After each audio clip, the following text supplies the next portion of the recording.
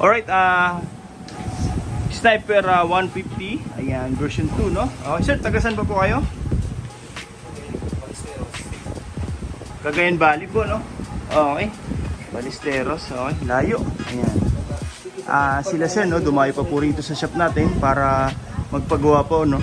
Dito sa QC, okay. May mga existing wirings na po sila, sir. Bali, ito po, no? Ayan, hanggang likod po yan. Kung mapapansin nyo, may mga wirings po dito, no? Lahat po yan, uulitin natin, mga sir. Tapos, papalitan na rin natin itong busina, no? Tapos, dito may dating mini driving si sir. Papalitan na rin po natin ng bago. Yamaha alarm, lalagyan na rin po natin, no? Anti-theft. Okay. Kung mapapansin nyo, mga sir, no? Medyo crowded po yung wiring si sir, no? Hanggang ilalim po yan. Talagang marami po, ano? Pero ang nakalagay lang po is busina tsaka MDL lang. Ito. Ayan. Tatanggalin natin lahat yan. Ulitin natin hanggang dito po sa likod, no? Ayan, o. Okay, umpisa na natin, no?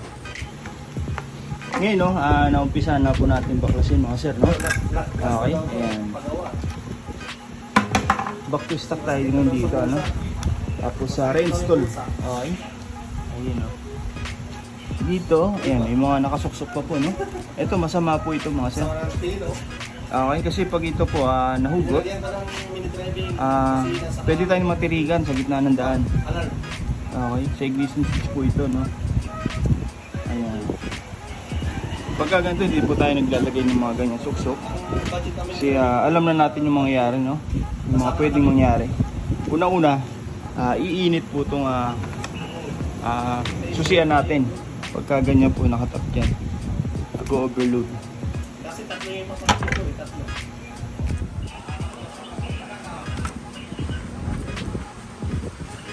Yung dito mga sir, natanggal na po natin. No? Daanan mo na kasi. Pag may isang buwan na, meron na yun. 2 hours later. Ngayon mga sir, no, natanggal na po natin yung mga existing wirings sa sir. Bali ngayon, naglalatag na po tayo ng bagong wirings, no? Okay, mula rito sa taas, okay rin po yan. Ayan, malinis na po, no? Pababa po yan, umikot sa chassis, and then papunta na po yan dito, no, sa power module natin. Okay, mamaya, i-demo po natin to, no, yung finished product na po. Ayan. Okay, nandito po tayo sa kalagitnaan, no? Ayan, naka-shrinkable tube lahat po yun, mga sir. Lahat po ng wirings natin para mas matibay po, ano? Okay. Alright, ngayon nasa final na po tayo, no? Okay, na-install na po natin lahat ng mga electrical wiring, sir, mga parts. May busina na rin. Ayan po, mini driving. Ayan, nakalagay na rin po. Ayan, stainless bracket po yung kinabit natin, no? Tapos yung mini driving, original CCMY, high lumens po. Ayan. Tapos ngayon, ikakabit na lang po natin yung alarm, no? Dito po yan. Okay, plug and play. Then pag nasalpak na po natin, accessible na po siya sa remote. Okay, kumbaga yung motor na sir, magiging wireless, magiging keyless na po, no? Wireless din, okay? Ayan. Ayun, no? Dito mga sir, kung mapapansin nyo, no? Mas marami na tayong parts na na-install. Hindi po katulad kanina. Mas kumonti po yung wire. Dito po sa ilalim, wala na po yung mga relay na malalaki po dito, no? Lahat po yan, sama-sama po sa isang module. Okay, kung mapapansin nyo dito, lahat po yan, balot na balot hanggang ilalim. Organized po yan, ano? Wala po tayong makikita mga wiring na naka-expose, katulad po kanina, no? Lahat po yan, nilalagyan po natin ng rubberized tape, shrinkable tube. Ayan, sa likod, wala na po tayong makikita mga wiring dito kanina, no? Na mga iba-ibang kulay. Tinanggal na po natin yan. Malinis na po yan.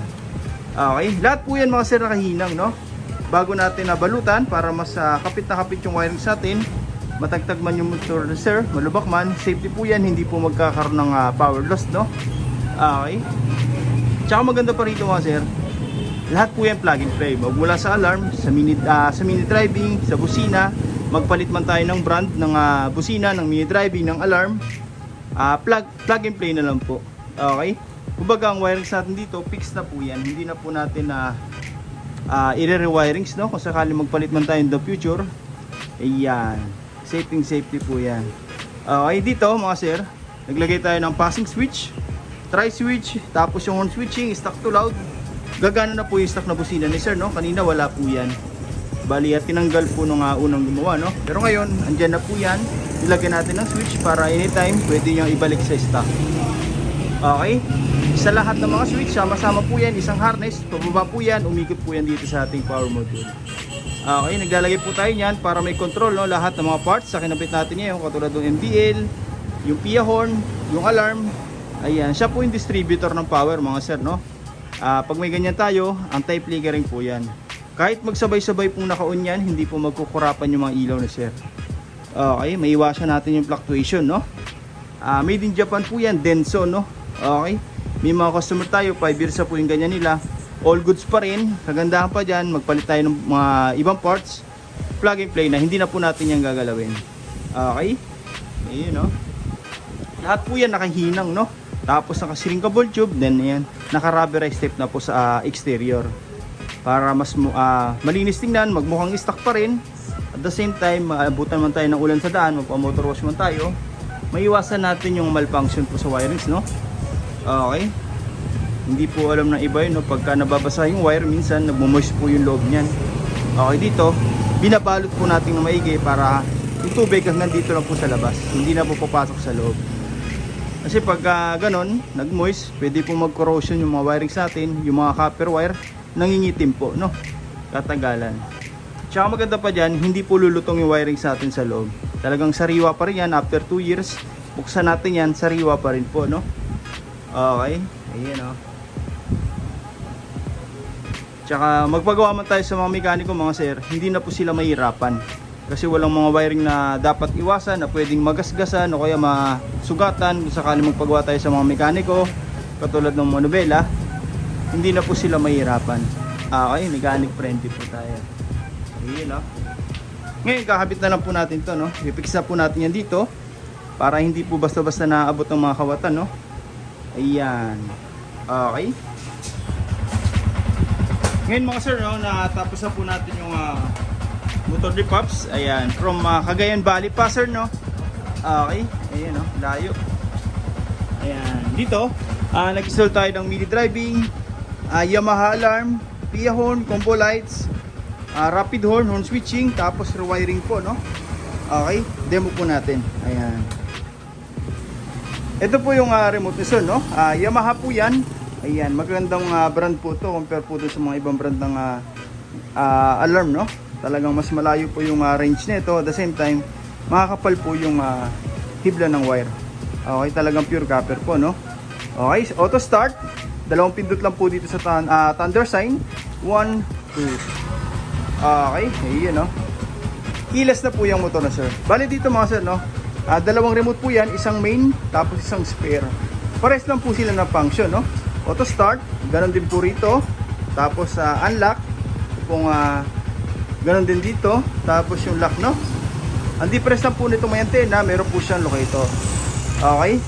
Locator ginagamit sa parking lot, no? Pagka yung motor natin, hindi natin matandaan kung saan tayong area nagpark, no? Pindutin lang po natin yan, parang kotse. Tutunog po yan, mag-hazard. Okay? Ayan, auto start. 1, 2. Unlock. Ayan. Tapos lock. Okay? By the way mga sir, no? Kahit isa lang po yung dali nyo rito, okay lang. Iwan nyo yung isa sa bahay nyo, okay lang po. Ayan. Kahit hindi nyo po dala ito, makakapag-start po kayo ng motor. Okay? Ayun, no? Tapos auto start, unlock, tapos lock. Ito yung maganda sa alarm natin.